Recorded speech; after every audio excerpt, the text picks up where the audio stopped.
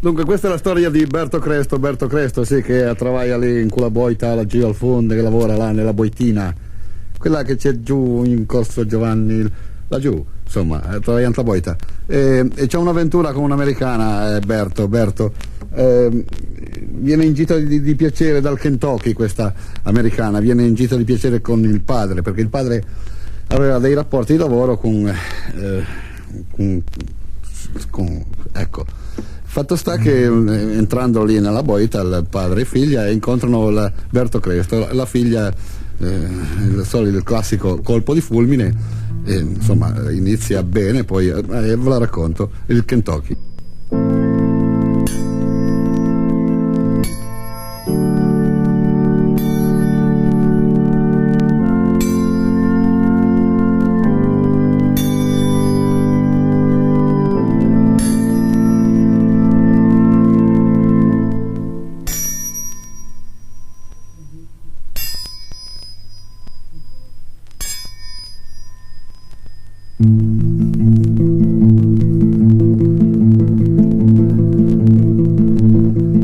Eri nata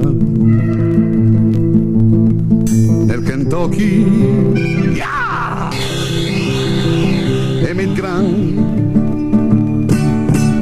pochi, eri in gita di piacere, era neta,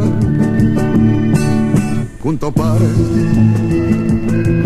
Alpendi che l'hai vedute, qui brillanti fino alle flöte, e la via ficcate il teco, ti grangiave, non lo nego. Dit las centrame, las paliname, e l'inventari, dit las fame, dit las centrame, las paliname, e l'inventari, dit las fame. Io son noto alla lingotta come il vasco dal Cassion. Era un po' gruma da pover, ma quando lei dal Latin Law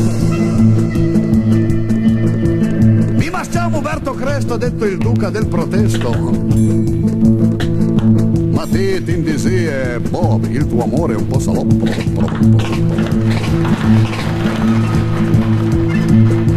Prendi Darling, non chiamava l'americana, Darling. Su, yes! Prendi money per i meslita naturalmente. Sì, è pop corretto, così spacchi il reggipetto, peggio mio è very good, tu ciclone me che al sud. Mi basava a mia maniera col risucchio da ferriera, mi basava a mia maniera col risucchio da ferriera. Ti chiamave tu ingegnere? A me ingegnere stupido. Sid le boie panatere di parotto sfilminame, ciapadai morto di fame, goodbye darling, dire ciao, parai mi tornuto al gnao. Si vabbè su un di quelli che posseggono i castelli, si vabbè su un di quelli che posseggono i castelli. Ma di cosa pretendie a fe la Vasco a spese mie, fa il piacere americana, spesa pure sta lontana.